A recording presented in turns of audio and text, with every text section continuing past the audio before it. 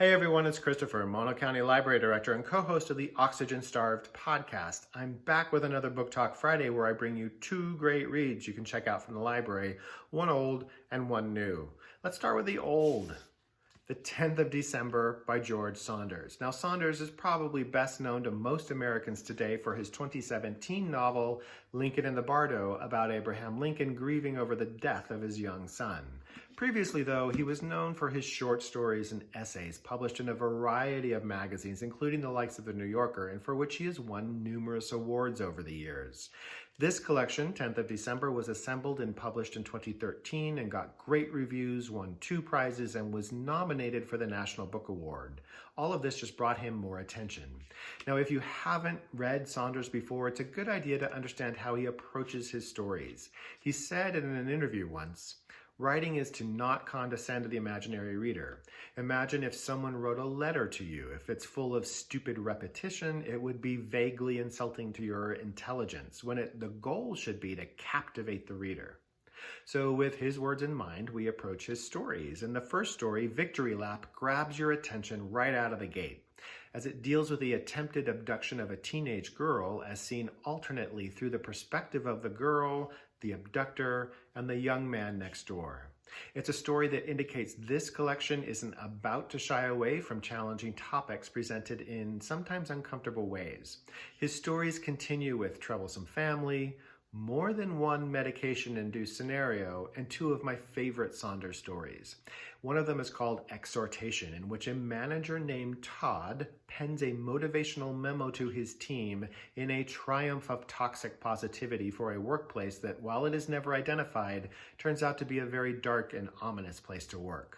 The titular story, 10th of December, is almost a comic, almost tragic story of a young boy going off on a fiercely cold winter day to play in the woods armed with his pellet gun and an imagination full of adversaries he must do battle with, and a middle-aged man dying of cancer who goes off into the same woods to find a place to die, out of the way of his family, intending to save them the hassle and indignities of the modern way of dying. Fortunately or unfortunately, their paths cross and plans get foiled. Now, despite the heaviness of the topics, I really enjoyed this collection, and I agree with Entertainment Weekly's assessment of the book, saying Saunders is the master of joy bombs, little explosions of grin-stimulating genius that he buries throughout his deeply thoughtful, endlessly entertaining flights of imagination. This is 10th of December by George Saunders. Now for the new. Love and Color, Mythical Tales from Around the World Retold by Bolu Babalola. We just got this in April. Now, Babalola is a British writer and journalist and self-proclaimed rom-connoisseur, which should give you an idea of her approach to reframing these mythical tales of lovers. She has written for Vice, GQ, and Cosmopolitan, and this is her first published collection. Now, 10 of these stories are retellings of myths from around the world and 3 are originals. And let me just read you part of the blurb so you get an idea of what you find when you open it to start reading. A high-born Nigerian goddess who has been beaten down and underappreciated by her gregarious lover longs to be truly seen.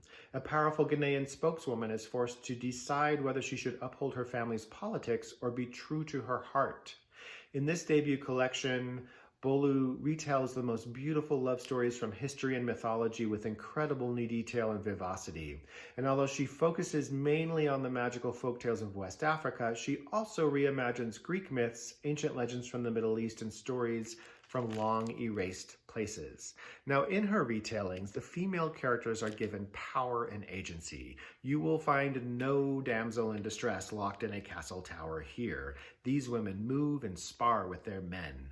My favorite story is the retelling of the Eros and Psyche myth. Now, the master of recrafting classic myths, Madeline Miller, points out that this is one of the very few Greek myths with a happy ending, as all rom-coms should have, right? In the original, Psyche is a young woman so beautiful she makes Aphrodite jealous, and Aphrodite orders her son Eros, the god of desire, to go down and punish her by making her fall in love with some hideous creature. Eros, of course, falls in love with her instead and sets it up where, because there is precious little logic with Greek gods, he installs her in his palace, and only arrives in the dark at night to make love to her, as she must never set her eyes on him. Of course, this doesn't go well, and thanks to some jealous sisters, she does set eyes on him, and and hijinks ensue, separating them until finally, at the end, Eros takes pity on her and convinces Zeus to make her a god, and they have their happily ever after. Well, in Babalola's retelling, Psyche is a rising executive assistant for a marketing firm. Eros is her work husband, who also happens to be the brother of her boss, Venus, who is, of course, threatened by her rising influence. Psyche isn't exactly waiting around for a man to make her complete, and when handsome, cool, calm, and collected Eros first meets her, she sees right through him and basically turns him into a bumbling idiot. All the pieces of the original Greek myth appear in this office retelling, except that at the end of this version, Psyche is the one in control and takes Eros back. Publishers Weekly calls this collection effortlessly readable, and the chemistry between characters and the focus on Black female empowerment will surely win over many fans. This is Love in Color by Bolu Babalola. This is 10th of December by George Saunders. Both are compact short story collections, which means you can pick them up, read them, put them back down, pick them up again. Of course, you can pick them up at Mono County Libraries. All 7 of our branch locations are open. You can come in, browse, find your next great read. In the meantime, stay safe and happy reading.